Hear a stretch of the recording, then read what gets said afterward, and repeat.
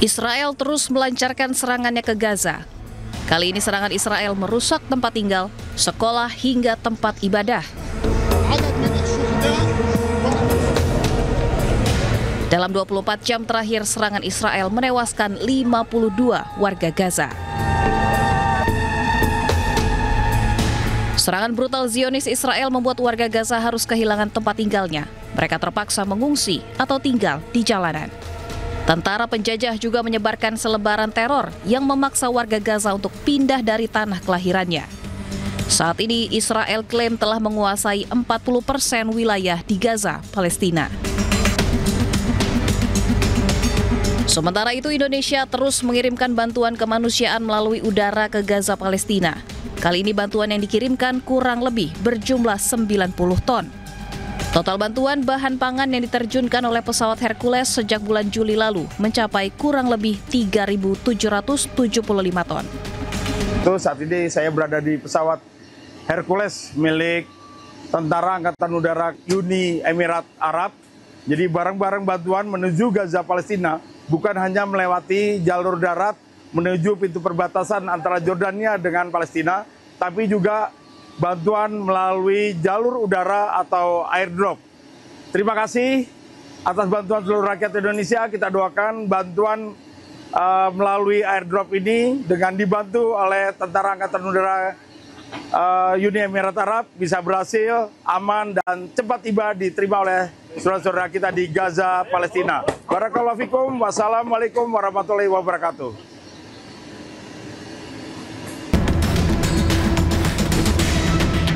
Bantuan ini merupakan misi gabungan antara Angkatan Udara Kerajaan Yordania, Lembaga Kemanusiaan Indonesia, dan Angkatan Udara Uni Emirat Arab.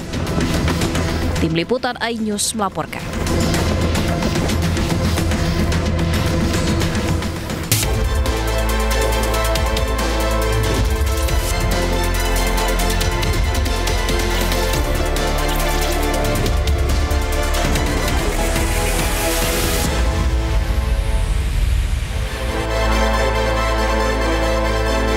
Selamat siang pemirsa, Presiden Prabowo siap berdiskusi bahas tuntutan rakyat. Sementara itu hari ini sidang perdana gugatan 125 triliun kepada Wakil Presiden Gibran Rakabuming Raka digelar di Pengadilan Negeri Jakarta Pusat. Dan selain informasi tadi kami juga akan hadirkan beragam informasi menarik dan terkini terkait kebijakan hingga kegiatan para pemimpin bangsa.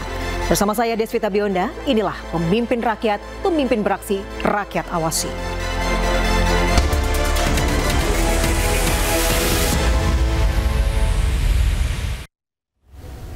Pemirsa, Menteri Agama Nasaruddin Umar menjenguk korban majelis taklim yang ambruk saat peringatan Maulid Nabi Muhammad di Bogor, Jawa Barat. Sementara itu jumlah korban meninggal bertambah menjadi 4 orang.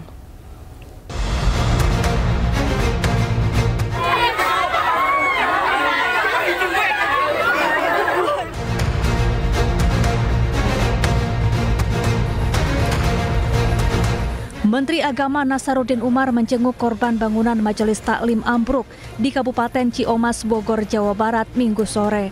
Selain mendoakan para korban, Menteri Agama berencana akan memperbaiki bangunan yang ambruk. Ia juga berharap kejadian serupa tidak terulang kembali. Kita ikut berduka ya atas kecelakaan yang terjadi, nanti ya kami mengunjungi semuanya di beberapa rumah sakit dan insya Allah kita sudah mencarikan jalan keluar semuanya, pemerintah setempat, Basnas dan Kementerian Agama, termasuk juga kita akan membantu renovasi musallahnya yang rusak ya, dan termasuk kita juga memberikan apresiasi tanda keprihatinan kita kepada keluarga korban. Sementara itu, pemerintah Kabupaten Bogor memastikan akan menanggung seluruh biaya pengobatan korban. Tentu kami menyampaikan nanti terkait dengan biaya, tadi ada pertanyaan tentang biaya, bahwa semuanya akan kami koordinasikan ini agar menjadi tanggung jawab pemerintah, dan kami dari pemerintahan tentu Pak Bupati dan Wakil Bupati juga turut prihatin terhadap kejadian ini musibah, dan berduka cita pada saudara-saudara kita yang tadi ada informasi yang meninggal dunia.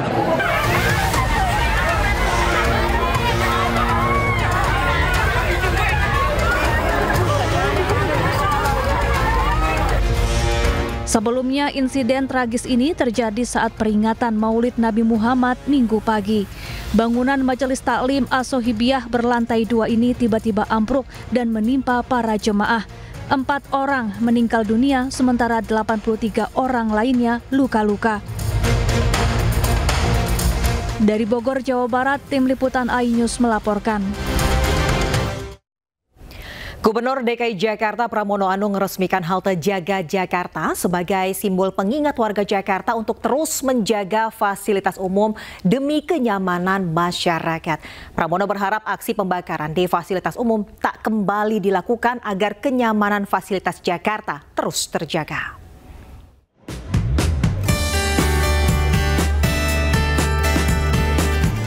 Gubernur Jakarta Pramono Anung meresmikan pembukaan halte baru Transjakarta Jaga Jakarta, Senen, Jakarta Pusat. Sebelumnya halte ini bernama Senen Sentral, halte yang terbakar akibat aksi demonstrasi pada 29 Agustus 2025 lalu. Etalase khusus juga memperlihatkan sisa kerusakan halte yang menjadikan simbol pengingat untuk masyarakat luas. Halte ini merupakan halte dengan mobilitas penumpang terbanyak, yakni mencapai 10.000 penumpang per harinya. Kedepan Pramono berharap kejadian tak bertanggung jawab atau aksi pembakaran di fasilitas umum tak kembali dilakukan, agar kenyamanan fasilitas Jakarta terus terjaga. Pada hari ini saya meresmikan apa yang disebut dengan halte baru, yaitu yang dulunya dinamakan Senen Sentral, halte Transjakarta menjadi Jaga Jakarta. Kenapa perubahan nama ini dilakukan? Karena yang pertama, sebagai bagian kita untuk menjaga Jakarta secara bersama-sama, supaya kejadian ini tidak terulang kembali. Hari ini seluruh aktivitas transportasi di Jakarta sudah normal semuanya, termasuk halte yang ada di Polda Metro Jaya, kemudian di Mandiri, Istora, dan semuanya sudah normal kembali. Dalam kesempatan ini, Pramono Anung juga menambahkan Jakarta berada di nomor 17 masuk dalam daftar kota terbaik versi Time Out dari 50 negara. Di ASEAN setelah Singapura, Jakarta lebih baik dari Kuala Lumpur, Manila, dan Bangkok. Pemprov DKI Jakarta pun berkomitmen bisa memberikan rasa aman, nyaman untuk masyarakat dalam menikmati fasilitas publik.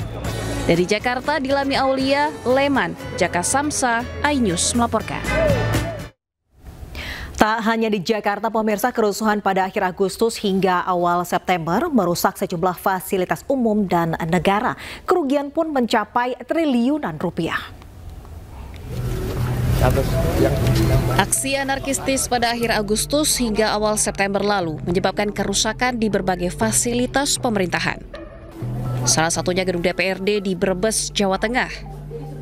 Menteri Pekerjaan Umum Dodi Hanggodo pun menyebut total kerusakan fasilitas umum dan pemerintahan mencapai 1,2 triliun rupiah.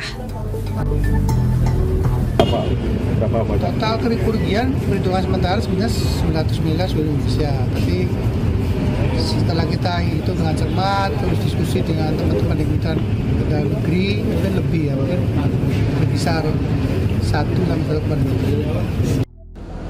Selain Brebes, DPRD di sejumlah daerah yang dirusak juga akan diperbaiki oleh pemerintah. Salah satu DPRD yang mengalami kerusakan paling parah adalah di Makassar. Gedung DPRD ini hangus terbakar hingga memerlukan perbaikan menyeluruh. Di Jakarta, kerusakan terjadi di sejumlah fasilitas umum. Pemerintah pastikan perbaikan fasilitas umum seperti halte dan gerbang tol menjadi prioritas. Tim Liputan